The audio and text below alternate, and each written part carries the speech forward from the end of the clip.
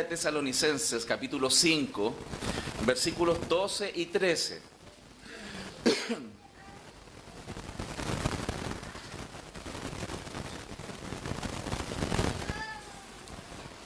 Vamos a estar mirando varios textos, este va a ser el texto base, y algunas también declaraciones de la confesión y también de algunos hombres de Dios históricos respecto del tema. Primera de Tesalonicenses, en el nombre de Jesús, dice así: os rogamos, hermanos, que reconozcáis a los que trabajan entre vosotros y os presiden en el Señor y os amonestan, y que los tengáis en mucha estima y amor por causa de su obra, tened paz entre vosotros. Para contextualizar, ¿cierto?, el texto, vamos a hablar, la iglesia de Tesalonicenses es una iglesia, de Tesalónica es una iglesia, una buena iglesia, ¿no? Es una buena iglesia, lo que uno observa en el contexto de lo que Pablo está tratando en la iglesia, pero por supuesto, como ninguna iglesia es perfecta, esta también tenía temas que abordar y que ser desafiados por el apóstol. Y esta iglesia tenía la particularidad de que algunos de ellos habían creído con mucha pasión de que el Señor venía ya, se venía muy pronto. Y eso había, por lo que uno observa en el contexto, había generado en que algunos de ellos, como el Señor viene ya en este momento, habían dejado de trabajar. Porque ¿para qué vamos a trabajar si el Señor viene, no? ¿Para qué vamos a hacer eso? Entonces, en ese contexto, los pastores tuvieron que confrontar a algunos que no estaban trabajando, no estaban sustentando bien su vida, sus familias. Y eso, por supuesto, cuando alguien es confrontado, genera algún tipo de tensión. A nadie nos es fácil, ¿no? A ninguno de nosotros nos es fácil que nos confronten, que nos corrijan.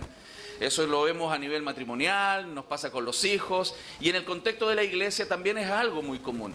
Y lo que sucedía aquí es que esta confrontación había generado algunas tensiones, por eso el apóstol tuvo que, en la carta, tocar este punto respecto de que había que recibir y también reconocer ciertas cosas de los roles que tienen los pastores en las iglesias. Y lo que les estaba diciendo, que en vez de molestarse con ellos, tenían que tomar una actitud diferente, como por ejemplo ahí lo dice, reconocerlos, ¿cierto?, porque tienen un rol dentro de la iglesia. Entonces, como vemos aquí en el texto, hay tres cosas que la iglesia debe reconocer de los pastores. Primero, que ellos trabajan en la grey, ellos son personas que trabajan. Los pastores no estamos de adorno nomás, no estamos con el tiempo libre todo el día, sino que los pastores trabajan. Pero también reconocer que hay un rol de presidir, de dirigir. Dios ha puesto obispos, ha puesto personas en liderazgo con la idea de ir guiando, instruyendo en ciertos lineamientos que la palabra del Señor nos da para la iglesia, pero también reconocer cuando se les amonesta. Entonces, esas tres cosas son importantes. El pastorado, hermanos, es un trabajo, es un trabajo. Y eso es importante. Alguna vez a mi hijo le preguntaron, ¿y tu papá en qué trabaja? Él es pastor. Sí, pero ¿en qué trabaja? Mi hijo llegó a contarme eso en la casa. Bueno, él trabaja siendo pastor. Claro, hay una mirada respecto al pastorado no muy buena en ese sentido, pero quienes somos pastores y quienes también conocemos de cerca la vida pastoral, entendemos que es un trabajo, y es un trabajo realmente, y como la Biblia lo plantea, es un trabajo que tiene un nivel de agotamiento físico, emocional e intelectual muy fuerte. Cuando la Biblia en Apocalipsis capítulo 2 hace referencia a la iglesia y a los que lideran esa iglesia, a la congregación, habla del arduo trabajo. Y en varios de los ejemplos, cuando se hace referencia al rol pastoral, está hablando de un tipo de trabajo. Esa palabra trabajo está relacionada con agotamiento físico, que es desgastante, es bastante desgastante. Es por un lado doloroso en ese sentido, pero también es un gran privilegio. Y esto no es muy bueno para animar a nuestro hermano que va a hacer, ¿cierto? Pero es agotador, es un trabajo desgastante. Y es importante porque esto tiene que ver con el amor que uno tiene por Cristo y el amor que tiene por la iglesia. El apóstol Pablo en Gálatas capítulo 4 verso 19, cuando él refiere a cómo él apreciaba la iglesia, dice: hijitos míos, por quienes vuelvo a sufrir dolores de parto hasta que Cristo sea formado en vosotros.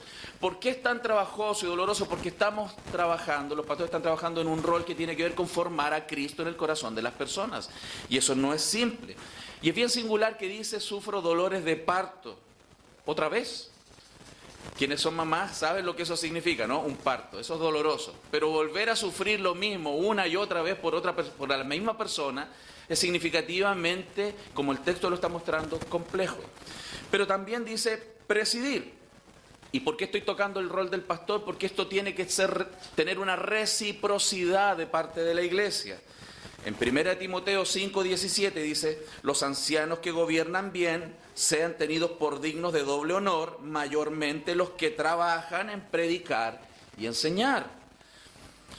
Los pastores deben ser probados, los pastores tienen que ser demandados en su rol. ¿Y por qué? Porque esto tiene que ver con una autoridad que Dios está delegando para dirigir la iglesia. Por eso Hebreos 13:17 dice, obedeced a vuestros pastores y sujetaos a ellos porque ellos velan por vuestras almas. O sea, hay una singularidad en el trabajo que tiene que ver con el cuidado de las almas de la iglesia. Pero también la idea de amonestar, que significa esta palabra neuteteo, que significa poner en la mente la verdad de la palabra. ¿Por qué motivo? Porque no es raro que nosotros estemos creyendo mentiras y viviendo erróneamente. Y la palabra de Dios nos trae la verdad y nos hace verdaderamente libres. Entonces, quienes trabajamos en esto sabemos que amonestar no es simple. No es simple amonestar. Sobre todo cuando hay personas que son de carácter un poco complejo. Gracias a Dios en esta iglesia no hay de esas personas, ¿cierto? Eso pasa en otras iglesias, allá en Villarrica creo que sí. Pero en esta iglesia, gracias a Dios, no. Pero es difícil confrontar a personas que tienen carácter complicado, hermano. Pero es un deber. Los pastores tenemos ese deber. Pero entonces la iglesia tiene que comprender el tipo de trabajo que el pastor tiene, la presión que él tiene, la singularidad de su trabajo y su rol en particular. Segunda de Corintios 12:15 dice, y yo con el mayor placer gastaré lo mío, y aún yo mismo me gastaré del todo por amor de vuestras almas, aunque amándoos más, sea amado menos. Porque a veces tenemos que decir las cosas de manera clara, amonestando, poniendo en la mente la verdad, aunque eso signifique que no nos amen tanto como antes de la reprensión. Pero es necesario, es parte del rol. Entonces, en esta idea de que el pastor trabaja, preside y amonesta, ¿cuál es la respuesta que la iglesia debe tener con vuestros pastores? ¿Cómo debiera recibir el trabajo? El mismo texto lo dice. Volvamos a leer 1 Tesalonicenses 5:12 al 13. Os rogamos, hermanos, que reconozcáis. Ahí hay una importante orden que debe tomar la iglesia. Reconocer a vuestros pastores, los que trabajan y os presiden en el Señor y os amonestan, y que los tengáis en mucha estima y amor. Esto es muy importante. Entonces, ¿qué tiene que hacer la iglesia primero? Reconocer. Significa entonces que la iglesia debe entender que aquellas personas tienen una autoridad delegada, tienen un rol y por lo tanto deben responder a esa autoridad. Pablo entendía muy bien lo que eso era y era difícil. Pablo vivió experiencias en su rol apostólico complejo donde la iglesia no reconocía su rol. En 2 Corintios particularmente, se muestra claramente uno de esos casos donde no reconocían su rol apostólico y dice en el capítulo 3, verso 2, nuestras cartas sois vosotros, escritas en nuestros corazones, conocidas y leídas por todos los hombres, siendo manifiesto que sois cartas de Cristo expedidas por nosotros, escritas no con tinta, sino con el Espíritu del Dios vivo, no en tablas de piedra, sino en tablas de carne del corazón. Pablo estaba viviendo una respuesta negativa a reconocer su rol. La iglesia, si no reconoce su rol, el rol del pastor particularmente, le hace más complejo su trabajo. Por eso dice, reconozcan los que trabajan. Si usted reconoce que el pastor está puesto por Dios y responde positivamente a eso, va a colaborar con el rol que él tiene sobre su vida, que es cuidar su alma. Por eso es muy importante que la iglesia considere el valor que tiene su participación en la edificación de la iglesia. Mientras más la iglesia responde al trabajo del pastor y el pastor hace bien su trabajo, la iglesia crece en la medida que Dios está dando todo lo que la iglesia necesita. Por eso Pablo estaba diciendo que debían recibir y reconocer el don de Dios para la iglesia. Los pastores son un regalo para la iglesia. A algunos no les gustan algunos regalos, ¿no? Cuando son niños, no les gustan los regalos, lo cambiarían, ¿ah? Pero en la Biblia dice, reconozcan, son un regalo. El Señor constituyó, el Señor llamó, el Señor regaló. ¿Por qué motivo? ¿Por qué motivo Dios pone pastores? Porque la iglesia lo necesita. Cuando Jesús caminó en este mundo, en carne, y recorría las ciudades, como dice Mateo capítulo 9, y recorría las aldeas, las sinagogas, observaba a las personas, predicando el evangelio del reino. Él estaba sanando, dice la Escritura, la dolencia del pueblo. Al ver las multitudes, dice el texto, en el verso 36 de Mateo 9, tuvo compasión de ellas, porque estaban desamparadas y dispersas como ovejas que no tienen pastor. Y ante eso le dijo a los discípulos, a la verdad la mies es mucha, más los obreros pocos. El Señor se conmovió del pueblo, no porque tuvieran enfermedades. Se conmovió del pueblo no porque no tuvieran dinero, fueran pobres económicamente, sino porque estaban viviendo dispersos como ovejas sin pastor. La Biblia nos está mostrando con claridad que somos frágiles, somos personas necesitadas. No somos objetivos con nosotros mismos. No somos objetivos, tenemos puntos ciegos, no vemos todo lo que debemos ver para corregir, no lo sabemos todo, por lo tanto necesitamos ser pastoreados, y eso incluye a los pastores. Los pastores también en cierto sentido somos ovejas, también requerimos de otras personas que nos muestren los puntos ciegos, los puntos flacos, si alguno tiene puntos flacos. Porque acá en el sur, hermano, cuesta tener puntos flacos, ¿no? Pero bueno. ¿Qué texto más hermoso? Porque el Señor tuvo compasión de las personas como nosotros, que no logramos ser objetivos en la mirada que tenemos sobre nosotros mismos. No siempre reconocemos nuestros errores, ¿verdad? Necesitamos ayuda. Y para eso Dios da pastores para que nos dirijan, para que trabajen en medio nuestro y para que nos amonesten cuando sea necesario, por medio de la palabra, de la predicación sistemática expositiva, de la consejería bíblica, apuntando a la mente y al corazón de las personas por medio de la palabra. Entonces, ¿cómo se reconoce a los pastores? ¿Cómo reconocemos a los pastores? ¿Cómo la iglesia debe reconocer a los pastores? ¿Cómo se reconoce el trabajo de alguien? Sustentándolo. O usted va a trabajar a su trabajo por nada. No, usted espera que se reconozca su trabajo a fin de mes, ¿o no? ¿Es así o no es así? Bueno, ¿cómo se reconoce el trabajo de los pastores? En un sentido, sustentándolos.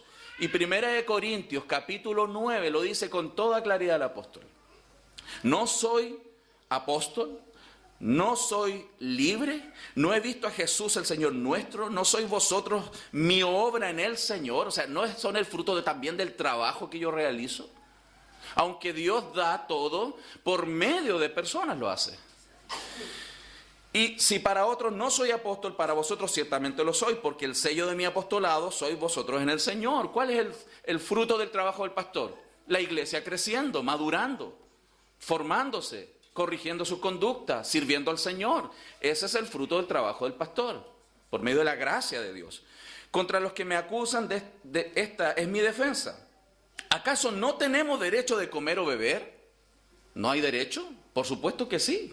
Está preguntando retóricamente. ¿No tenemos derecho de traer con nosotros una hermana por mujer, como también los otros apóstoles y los hermanos del Señor y Cefas? ¿O solo yo y Bernabé no tenemos derecho de no trabajar? ¿Quién fue jamás soldado a sus propias expensas? ¿Quién planta viña y no come de su fruto? ¿O quién apacienta el rebaño y no toma de la leche del rebaño? ¿Digo esto solo como hombre? ¿No dice esto también la ley, haciendo referencia a que un buey que trilla tiene que ser sustentado, tiene que ser alimentado? ¿O lo dice enteramente por nosotros? Pues por nosotros se escribió, porque con esperanza debe arar el que ara, y el que trilla con esperanza de recibir el fruto. Si nosotros sembramos entre vosotros lo espiritual, ¿es gran cosa si segáramos de vosotros lo material? Si otros participan de este derecho sobre vosotros, ¿cuánto más nosotros?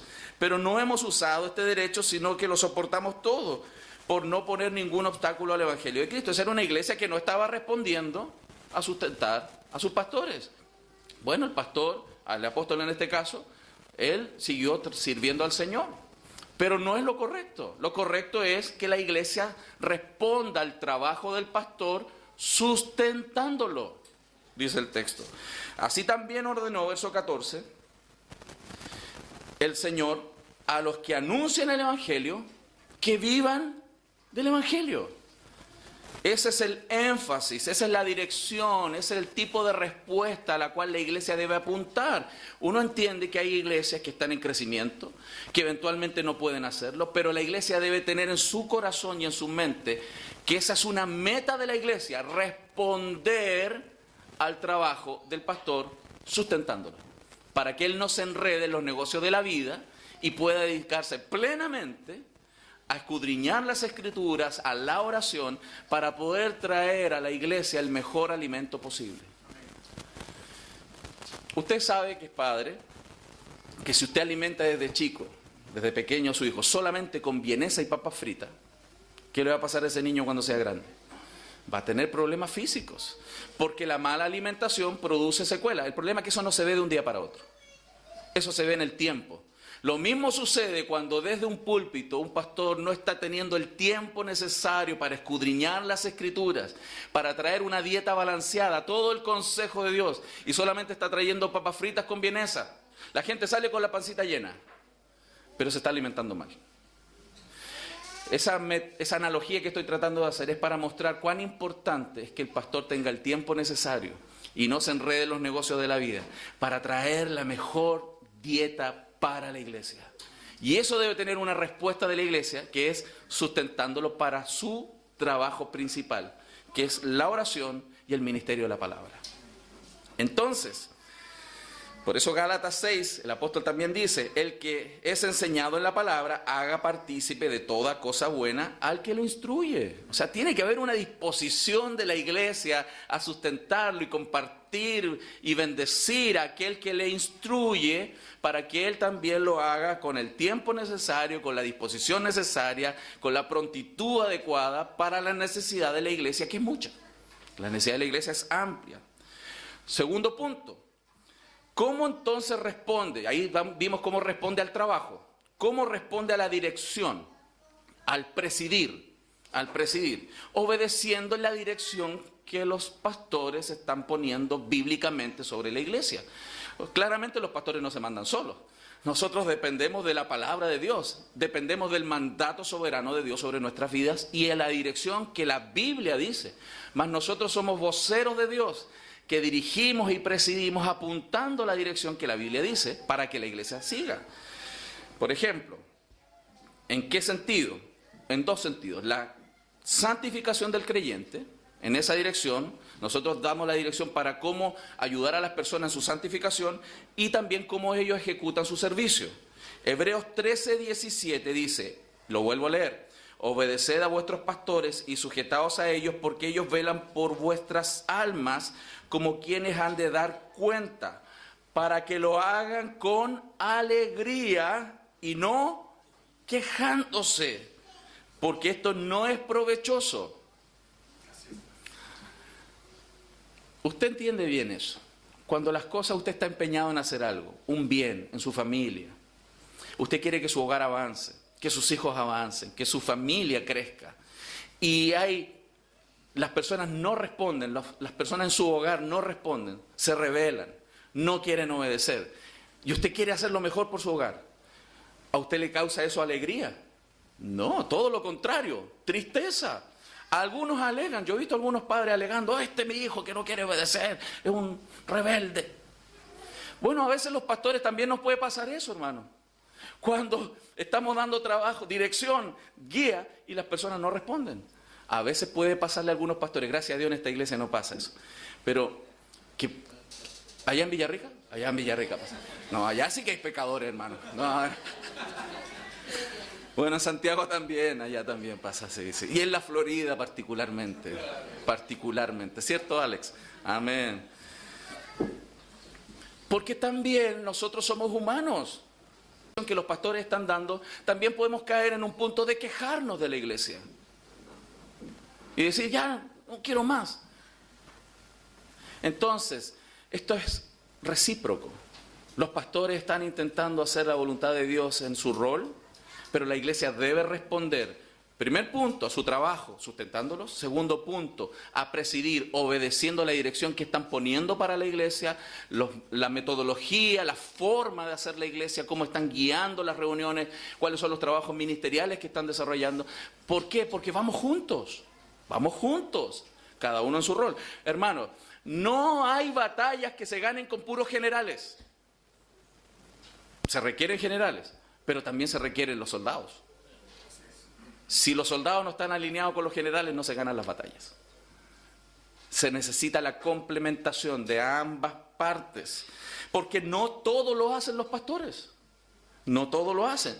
Por eso la Escritura también en Efesios 4, 11 al 16 dice, y él mismo constituyó a unos apóstoles, a otros profetas, a otros evangelistas, a otros pastores maestros, y maestros, dice otra versión, a fin de perfeccionar a los santos para la obra del ministerio. O sea, los pastores tenemos el rol de perfeccionar a los santos para que ellos trabajen también en la edificación del cuerpo de Cristo. Porque al final de cuentas todos somos ministros. Sabemos muy bien que hoy existe el sacerdocio universal, lo entendemos, todos somos ministros de Dios, somos sacerdotes de Dios, todos tenemos roles, tenemos trabajo, todos juntos. Los generales dirigen, trabajando también, y los soldados también trabajan, todos juntos en la proclamación del Evangelio, en la edificación de los santos para que el cuerpo crezca, con toda la actividad, como dice la Escritura, propia de cada miembro. Entonces, hay un predicador que daba el ejemplo de que a veces la iglesia pareciera como un partido de fútbol. 22 personajes en la cancha, sacándose la mugre, sudando, haciendo ejercicio hasta morir, y 20.000 personas que están necesitadas de ejercicio. Porque algunos miran, como otros trabajan. Eso no debe ser así, sino que todos trabajamos. Todos servimos al Señor con la dirección que Dios está dando a la iglesia a través de vuestros pastores. Amén. Sí, amén. Gloria a Dios. Entonces, Primera de Tesalonicenses 5:14 dice, también os rogamos, hermanos, os rogamos que amonestéis a los ociosos. Fíjense, no solo es labor del pastor, cuando ya entendemos que todos estamos en lo mismo, el pastor está dando la dirección y toda la iglesia en su conjunto está trabajando para la edificación de los santos. Este texto nos está mostrando que la iglesia también interviene en amonestar a los ociosos. El hermano Juan le va a decir al hermano Jorge, ya por hermano, póngase las pilas, sirva al Señor. No tiene que esperar que el pastor venga a decirle al hermano Jorge que sirva al Señor, sino que el hermano Juan entiende muy bien que él es parte del trabajo y el ejercicio del servir a la iglesia en la edificación, pero también en la amonestación. Amonestar a los ociosos, alentar a los de poco ánimo, dice el texto, que sostengas a los débiles y seas paciente para con todos. Si toda la iglesia hace esto, ¡qué bendición! Hermano, ¡qué bendición vamos a observar en una iglesia local! Cuando todos estamos unánimes haciendo lo que el Señor nos dice. Amén. Entonces, la respuesta de la iglesia a su trabajo es sustentar. La respuesta a presidir es obedecer las labores que el pastor está encomendando, servirnos mutuamente, cuidarnos mutuamente, amonestarnos mutuamente, apoyar a los débiles, todos juntos apoyarnos. Cuando hay necesitados, todos ayudamos. Eso es parte de una característica muy singular del pueblo de Dios. La unidad en amor. Por lo tanto, si todos juntos avanzamos hacia la madurez, eso va a requerir que cada creyente esté activo en su rol dentro del cuerpo de Cristo. Todas las partes del cuerpo. Si usted se cree que es el dedo chico del pie, no importa, tiene un rol. Si usted cree que es el talón, tiene un rol. Si usted rodilla, fantástico. Algunos son pura boca. Pero eso no pasa en esta iglesia. Gracias al Señor. Gracias al Señor. Gloria a Dios. Entonces, por eso la iglesia tiene pastores. Los pastores se les exige, Dios les exige. Dios les exige mucho, por supuesto, porque es un rol importante que Dios ha puesto dentro de la congregación. Y dice la Escritura en Hebreos 13:7, acordaos de vuestros pastores, acuérdense de ellos, que os hablaron la palabra de Dios, y considerad cuál haya sido el resultado de su conducta, imiten su fe. Si ustedes ven a su pastor viviendo su fe, obrando conforme a la palabra, llevando un orden en su vida, sirviendo a Cristo con pasión, con amor, ayudando a otras personas, conociendo las Escrituras, enseñando la Escritura, haciendo todo lo que el Señor manda, imítenlo. Dios ha puesto pastores también para ser imitados. Lo bueno, tómelo, imítelo. Lo malo, ore por él. Porque también necesita oración. ¿Cómo responde entonces la iglesia a su trabajo? Sustentándolo. ¿Cómo responde a su dirección? Obedeciendo y trabajando juntos con él. ¿Y cómo responde entonces a la amonestación? Que es el tercer punto que el texto nos plantea. Obedeciendo por medio del arrepentimiento y la fe. Arrepintiéndonos de los pecados que cometemos. La palabra nouteteite, que está ahí en el texto, que viene del lema nouteteo, ¿cierto? Esto de poner en la mente de la persona, es para sacar las mentiras que estamos creyendo y poner la verdad de Dios. El apóstol Pablo lo explica muy bien en Colosenses capítulo 1, 28-29, que era algo claramente que a él lo movía. ¿Por qué Pablo se levantaba cada día? Lo dice aquí el texto.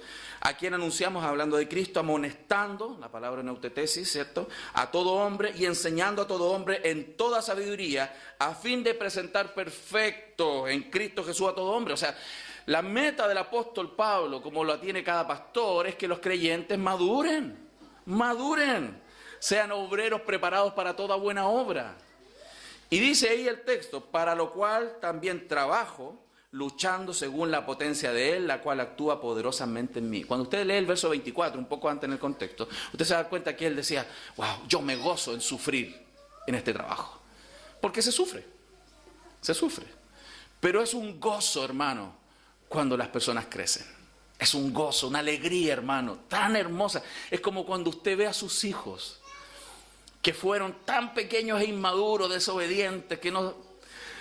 Usted decía, ¿cómo este va a ser un hombre maduro? Pero cuando usted lo ve maduro, usted dice, oh, valió la pena todo ese esfuerzo, todas esas noches, todo ese llanto, todas esas veces que doblé mis rodillas, todo ese repetirle las escrituras y una y otra vez, hasta que los ve crecer.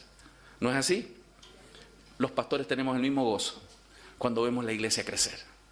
Y no solo en número, por supuesto, con mayor énfasis, la madurez cristiana. La madurez cristiana.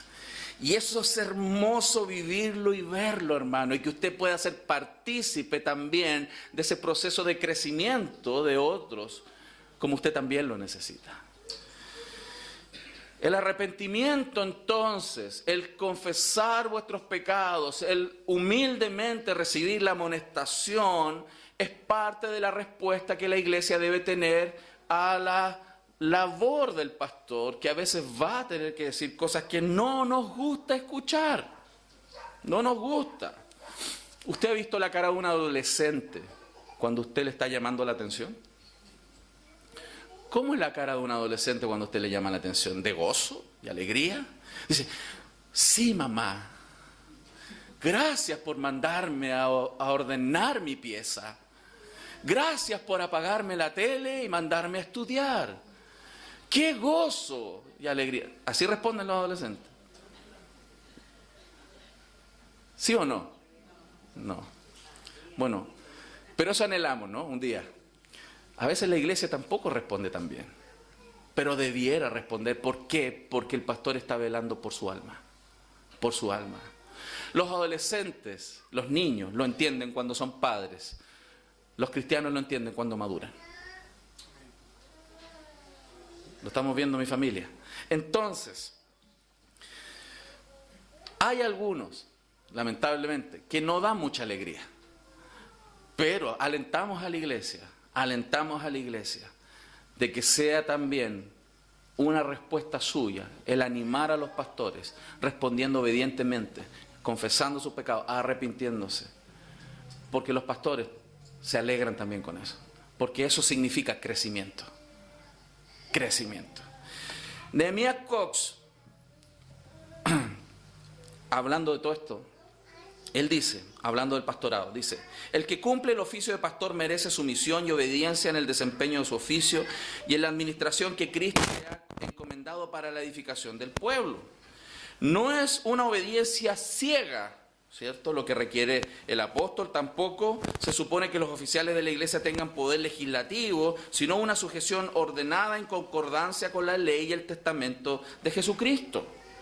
Se trata de una obediencia pronta a la palabra de Dios anunciada por Él y sumisión humilde a sus reprensiones justas o disciplina pastoral necesaria por cualquier mal comportamiento, sea público o sea privado.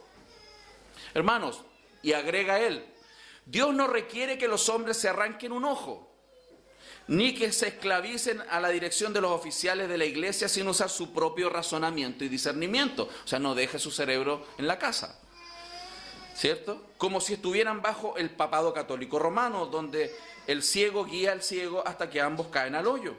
Pero cuando se observa la ley de Cristo y se insta a conformarse a ella como resultado de la evidencia y demostración de la verdad proveniente del Espíritu Santo, entonces se espera, hermano, se espera, dice él, con razón, obediencia por parte de los miembros.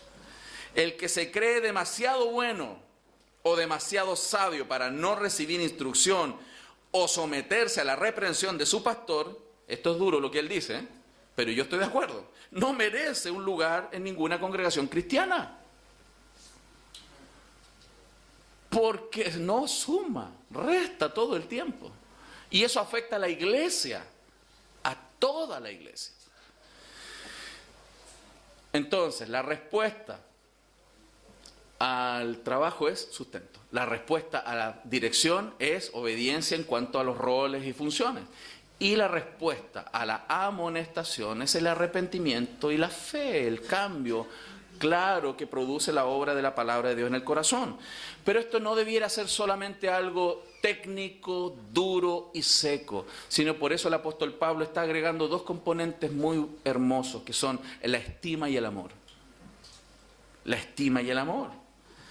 El respeto, hermano, no debiera ser impersonal, y uno lo entiende también a nivel familiar. Los hijos no debieran solamente obedecer por las consecuencias, los hijos debieran llegar no solamente a obedecer porque solo el papá le dijo que había que hacerlo, sino porque hay un amor recíproco.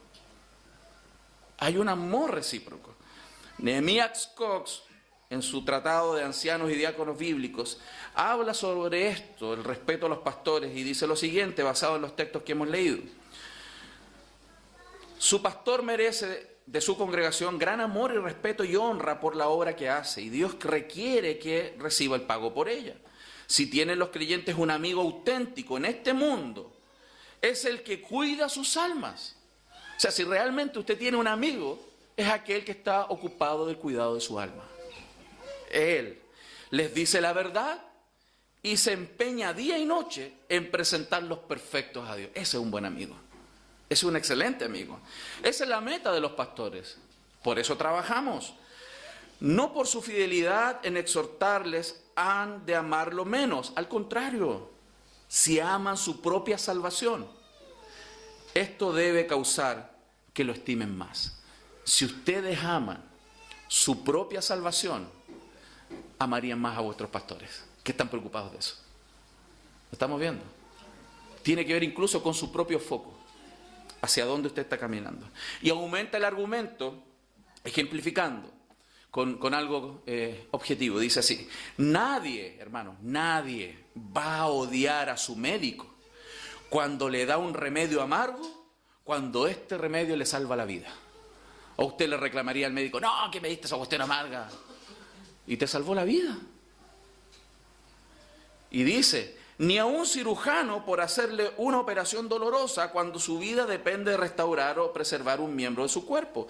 Los pies que le traen alegres nuevas, del que anuncia la paz, del que trae nuevas del bien, del que publica salvación, merece ser considerado hermoso y recibido con el amor y respeto que merece un mensaje tan bueno y el mensajero que lo trae con él. ¿Lo estamos entendiendo, amados? Pero agrega, Cristo no tolera el desprecio a sus mensajeros. No lo tolera. Él defiende a sus mensajeros. Siempre lo ha hecho. Usted lo ha visto en el Antiguo Testamento, ¿no? Cómo Él defiende a sus mensajeros. Por lo tanto, cuidado con no provocarlo por mirar a sus siervos con desprecio. Ni le quiten a sus propias almas el beneficio de su ministerio por pensar mal de Él, ni por prejuicios. Entonces, hermanos, la reciprocidad al trabajo, a la dirección y a la amonestación debe ser absolutamente masiva en la iglesia. Eso es lo que apunta la palabra, que todos sean así. Y si hay alguno que necesita alentar, bueno, hay otros hermanos que lo van a alentar. Si necesita corrección, lo vamos a corregir. Todos juntos. Y con esto quiero ir terminando. Algo más que usted puede hacer por ellos es orar. Es orar. Es orar. Además del respeto, nacido del amor, la estima por lo que ellos hacen y su sacrificio, orar por ellos sin duda es una necesidad muy grande. Benjamin Kitch, en su tratado sobre la gloria de una verdadera iglesia, él plantea algunos puntos relacionados con esto, y cuando habla en particular de la oración, él da 4 razones por las cuales usted debiera estar orando por los pastores. Una de ellas es que el ministerio es grande, es enorme. El trabajo que tenemos que hacer solo en una iglesia local nos supera enormemente. Es mucho más grande que nosotros. ¿Quién es suficiente para ese trabajo? ¿Quién de nosotros, como hombres limitados de tiempo, de inteligencia, sabiduría, de energía, puede resolver toda la necesidad de la iglesia? Ninguno de nosotros. Por lo tanto, debe orar por vuestros pastores, porque el trabajo es enorme, enorme, enorme. Segundo, ¿por qué también orar por los pastores? Porque existe gran oposición contra los ministros. Satanás te anda buscando. Si cae un pastor en una iglesia, va a afectar a muchos. Y hay mucha oposición, hay mucha tentación. Estamos siendo sometidos regularmente a tentaciones. Por lo tanto, usted debe orar por vuestros pastores, por aquellos que van y están cuidando sus almas. Ore por ellos. Son sometidos a tentaciones y además, hermanos, somos débiles. Somos débiles. A veces gritamos fuerte, pero somos débiles. Somos débiles. Necesitamos de vuestras oraciones, como ustedes las de las nuestras. Debe orar por los pastores. ¿Y por qué motivo? Porque si ellos caen, va a haber un tremendo deshonor al nombre de Cristo, pero también un tremendo deshonor al pueblo de Dios. Lo hemos visto, ¿no?, en los medios las últimas semanas, lo que esto significa. Mas yo pregunto, ¿cuántos de esa grey y nosotros estuvimos orando por ellos? ¿Cuántos en esa iglesia estuvieron orando por él regularmente? Yo no lo sé, pero tengo una percepción, que no oran muchos. Y si yo preguntase, no levante la mano, ¿cuántos regularmente están orando por vuestros pastores? No creo que, me puedo equivocar, que muchas manos se levanten. Honestamente, yo, antes de ser pastor, nunca oraba por mi pastor. Y hoy me arrepiento. Y digo, ¿cómo no lo hice, hermano? ¿Cómo regularmente no estaba orando por mi pastor? Yo debiera hacerlo. Termino. El éxito de todas sus labores, según Nehemías Cox, depende de una bendición divina, de la gracia de Dios. Por lo tanto, la gracia de Dios está ahí, disponible. Mas nuestras oraciones regulares, ¿cierto?, en línea con eso, nos va a permitir estar conectados con la perfecta voluntad del Señor, rogando permanentemente.